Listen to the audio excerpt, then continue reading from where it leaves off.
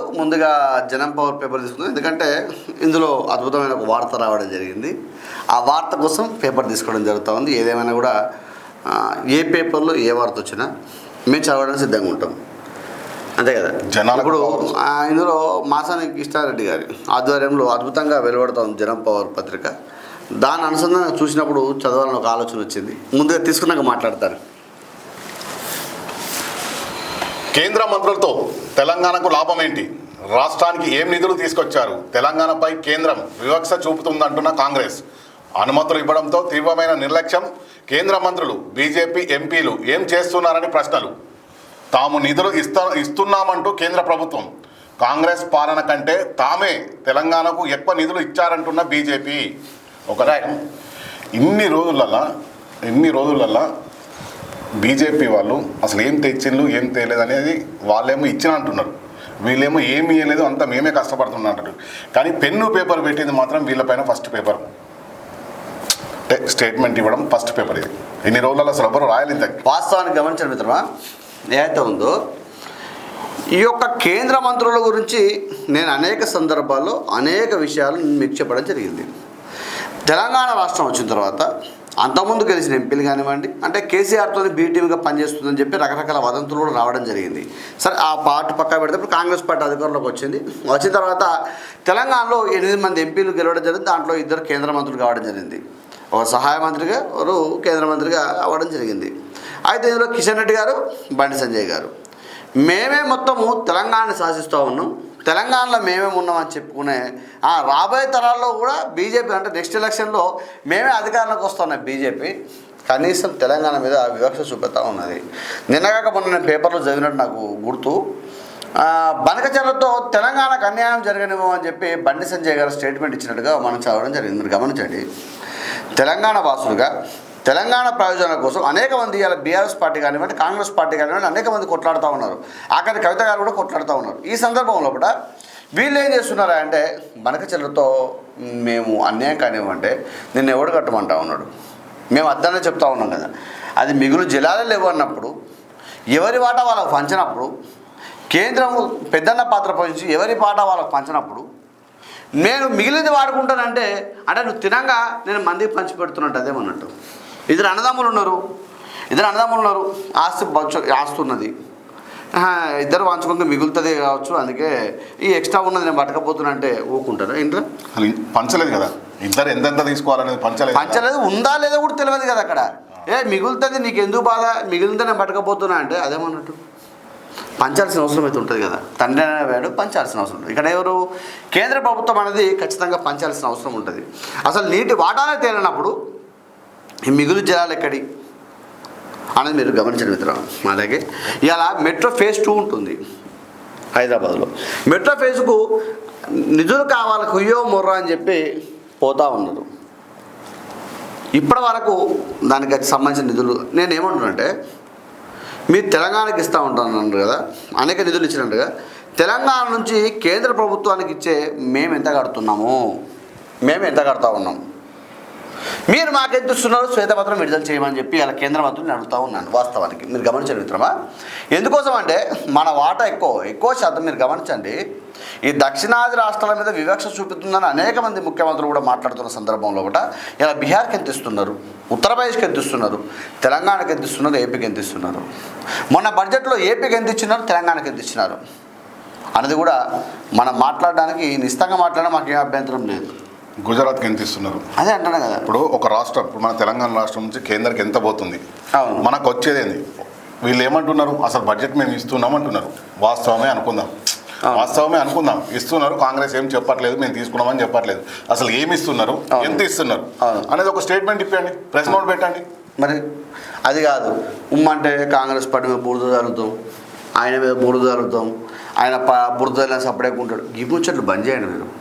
మీరు ఏం చేస్తున్నారు, తెలంగాణకు కావాల్సిన అవసరం ఉంటుంది. రేపు తెలంగాణలో మీరు అధికారం రావాలంటే, ఇలా బీసీ ఉద్యమం నడుస్తూ ఉంటే బీసీ అధ్యక్షుడిని నిలబెట్టుకోలేకపోయినారు. మీరు ఇలా తెలంగాణ ప్రయోజనాల కోసం తాకట్టు పెడతా ఉన్నారు. కనీసం వచ్చి కూర్చొని మాట్లాడిన సందర్భం లేదు. ఇలా మీరు ఎట్లా అవుతుంది, ఏ విధంగా అవుతుంది? కాబట్టి ప్రజలు కూడా నిశ్చితంగా గమనిస్తూ ఉన్నారు. బీజేపీ అంటే హిందుత్వవాదిగా ముందుకు పోతాం. హిందుత్వం అంటే నేను కూడా హిందువునే కాదనట్లేదు. ఇక్కడ తెలంగాణలో అందరూ మన ఎప్పుడు కూడా గుడికి పోయి వచ్చిన అది కాదు కదా ముచ్చట. నేనేమంటున్నా అంటే కేవలము మతపరమైన రాజకీయాలు కాదు ఇక్కడ. తెలంగాణ అభివృద్ధి కావాలని మేము కోరుతా ఉన్నాం. దాని అనుగుణంగా మీరు కేంద్రం నుంచి ఏం నిధులు పట్టుకొస్తారో చెప్పాల్సిన అవసరం ఉంటుందని మేము భావిస్తూ ఉన్నాం. ఇప్పుడు గతంలో మన తెలంగాణ ఏర్పడ్డప్పటి నుంచి బీజేపీ సెంట్రల్లో ఉంది. వాస్తవం. దాదాపు మనం ఏర్పడి 12 సంవత్సరాలు అవుతుందా? 12 సంవత్సరాలు అవుతుంది, కొంచెం అటు ఇటు. 12 సంవత్సరాలు అవుతుందా? అప్పటి నుంచి ఇప్పటి వరకు వీళ్ళు వాటర్ డివైడ్ చేయడానికి, అంటే నీటి వనరులు డివైడ్ చేయడానికి 12 సంవత్సరాల టైం పడుతుందా? అసలు మీరు ఎందుకు కొట్టుకుంటున్నారు? మీకు ఇంత వస్తుంది, మీకు అంత వస్తుంది, ఎందుకు ఈ ప్రాబ్లం? అదే కదా, ఓటేసిన పాపాన్ని కాంగ్రెస్ కాటేస్తుంది. బీఆర్ఎస్ వర్కింగ్ ప్రెసిడెంట్ కేటీఆర్ అట. మరి ఓటేసిన పాపాన్ని కాంగ్రెస్ పార్టీ కాటేస్తే మీరేం చేసారు? మీ అమాంతం మింగేసారు కదా. గత 10 సంవత్సరాల కాలంలో కూడా ఇలా కాళేశ్వరం ప్రాజెక్ట్ అయితేనేమి, ఇలా అనేక ప్రాజెక్టులు హరితహారం పెట్టారు. నేను మాట్లాడుతున్నా కదా, పైన చూస్తే అప్పట్లో గొర్రెల గురించి ఒక కామెంట్ చేసాడు. పైన చూస్తే గొర్రెలు ఇలా పంచి పెడతా ఉంటే పైన చూస్తే మొత్తం మనుషుల కంటే ఒక గొర్రెలే కనబడతాయని ఒక కామెంట్ చేసినాడు కేసీఆర్. అట్లా తర్వాత ఈ వర్షకాలం రాగానే హరితహారం ప్రోగ్రామ్ మీద అనేక వందల కోట్లు తగలబెట్టిండు. ఇవాళ చెట్టు పెడతారు, తెల్లారో మేకో గుడ్డచ్చి తిరిగిపోతుంది, ఆ చెట్టు ఉండదు. ఈ చెట్లు అనేది ఏంటంటే మళ్ళీ అక్కడే వాళ్ళ చెట్టు నాటుతారు. మీకో గొడ్డ పక్కకు పెట్టండి, సరే అవి జీవరాశులు, ఆ సంరక్షణ ఉండాలి కదా. వాటికి సంరక్షణ లేదు ప్రస్తుతానికి, అవి ఎండిపోతున్నాయి. ఇప్పుడు ఒక మంత్రి పెట్టిండు, తెల్లారి చూస్తే ఆ చెట్టు లేదు, ఆడ ఆ పేపర్లో వచ్చింది. వాస్తవం ఇది. సీఎం నాటిన చెట్లు లేవు. వాస్తవం నాటిన చెట్లు. సరే ఇప్పుడు అంటారుగా మీరు, మా కేసీఆర్ అపార భగీరథుడు మంచోడు కేసీఆర్ హరితరావు అంటారుగా. కేసీఆర్ నాటిన మొక్కలు గత 10 సంవత్సరాల కాలంలో కూడా కేసీఆర్ గారు నాటిన మొక్కలు ఎన్ని ఏ స్టేజ్లో ఉన్నాయి, ఏ విధంగా ఉన్నాయి, ఎంత పెద్దగా అయింది చూపెట్టాల్సిన బాధ్యత టీఆర్ఎస్ పార్టీ మీద ఉందని మేము భావిస్తూ ఉన్నాం. అంతే కదా. మీరు పేరు మార్చుకున్నారు బీఆర్ఎస్ అని. మేము ఎప్పుడు పేరు మార్చలేదు, మీరు టీఆర్ఎస్ మీరు. ఎందుకంటే మీరు భారతదేశంలో కొట్లాడంత మీకు లేదు. తెలంగాణలో ఇబ్బందికరంగా ఉంది మీ పరిస్థితి, భారతదేశంలో కొట్లాడతారు. వాళ్ళు తెలంగాణలో కూడా తెలంగాణలో అవసరాలకు తగ్గట్టు కొట్లాడట్లేదు, కేవలం వాళ్ళ ఉనికి కోసం కొట్లాడుతున్నారు తప్ప తెలంగాణ ప్రజలకు ఏం అవసరం, మనం ఏం ఇప్పించాలి, వాళ్ళకి ఏం కావాలనే ఆలోచన లేదు అక్కడ. సుప్రీంకోర్టుకు జస్టిస్ వర్మ మార్చి 14 జస్టిస్ వర్మ నివాసంలో అగ్ని ప్రమాదం, మంటలు ఆర్పుతుండగా కాలిన నగదును ఒకటి వార్తా కథనం వచ్చింది. అయితే ఢిల్లీ పర్యటనపై శ్వేతపత్రం విడుదల చేయండి. మండల ప్రతిపక్ష నేత మధుసూదన్ చారి సార్ ఉంటాడు, మధుసూదన్ చారి అని. కులానికి ఏకైక ఎమ్మెల్యే ఉండే, స్పీకర్ చేసిండు. ఆ విశ్వబ్రాహ్మణ కులానికి కనీసం కార్పొరేషన్ ఏర్పాటు చేసిన దాఖలా లేవు. మళ్ళీ పోనీ కేసీఆర్ పక్కనే ఉంటాడు. మరి సార్ దోస్తులు, కనీసం దోస్తులు మీకు అర్థమై ఉంటుంది.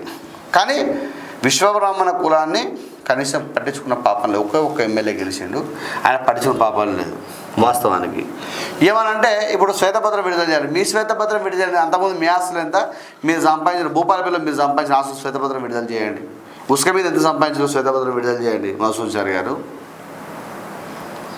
మావోడే, అందుకే అట్లా మాట్లాడతారు. మరి ఎవరు అనుకోకూడదు. ఒక మధుసూదన్ చారి గారు కాదు, చాలా మంది ఒక క్యాడర్ రిజర్వేషన్తో గెలిచినప్పుడు వాళ్ళకు కనీసం మనకు చేయకపోని వాళ్ళు కూడా ఏం చేస్తలేరు. ఇప్పుడు వాళ్ళ కులం ఉంటుంది కదా, దాని గురించి కూడా ఏం చేయట్లేదు వాళ్ళు.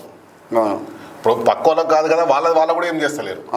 కేవలం గెలిచినామా, హైదరాబాద్ ఉన్నామా, ఏమన్నా ఓపెనింగ్లకు వచ్చినామా పోయినామా అన్నట్టు ఉంటుంది. కానీ మనం గెలిచిన నియోజకవర్గం ఏంటిది, వాళ్ళకి మనం చేయాల్సింది ఏంటి? ఇప్పుడు ప్రతిపక్ష హోదాలో ఉన్నారు. ఇప్పుడు ఇదే కొన్ని ఉంటాయి. అంటే కులాల వాళ్ళు తీసుకుంటే వాళ్ళ జాతి కోసం అనేక మంది కొట్లాడిన వాళ్ళు ఉన్నారు. వాస్తవానికి కొంతమంది ఉంటారు ఇట్లా వాళ్ళ స్వలాభం కోసం కొట్లాడుతుంది. ఇక వేరే ఓనేది భారత్ చైనా చర్యల్లో తృతీయపక్షం జోక్యం అవసరం లేని వార్త కథనం వచ్చింది. టీడీపీకి అశోక్ గజపతిరాజు రాజీనామా. ఇటీవల గోవా గవర్నర్గా అశోక్ గజపతిరాజు నియామకం. టీడీపీ ప్రాథమిక సభ్యత్వానికి పొలిట్ బ్యూరోకు రిజైన్. ఎన్టీఆర్ హయాం నుంచి టీడీపీలో కొనసాగిన సీనియర్ నేత, విజయనగరం నుంచి 7 సార్లు ఎమ్మెల్యేగా, ఓసారి ఎంపీగా విజయం. కేంద్ర మంత్రిగా పనిచేసిన అనుభవం ఒక వార్త కథనం వచ్చింది. ఏదైతే ఉందో గవర్నర్గా కానీ రాష్ట్రపతికి కానీ ఏదైనా పని చేసినప్పుడు ఏంటంటే పార్టీకి సంబంధం ఉండకూడదు. పార్టీకి రాజీనామా చేసి వారు స్వతంత్రంగా, అంటే స్వయం దాన్ని ఏమంటారా, ఎవరికి సంబంధం లేకుండా ఉండాల్సిన అవసరం ఉంటుంది. కాబట్టి వారు టీడీపీకి రాజీనామా చేసింది. అంటే ఎన్టీఆర్ హయాం నుంచి వారు కూడా టీడీపీలో కొనసాగుతూ ఉన్నారు. ఇప్పుడు వారు గోవా గవర్నర్ కూడా పోయినట్టుగా వార్త కథనం వచ్చింది. అమరావతి ఓఆర్ఆర్ పనుల వేగం ఒక వార్త కథనం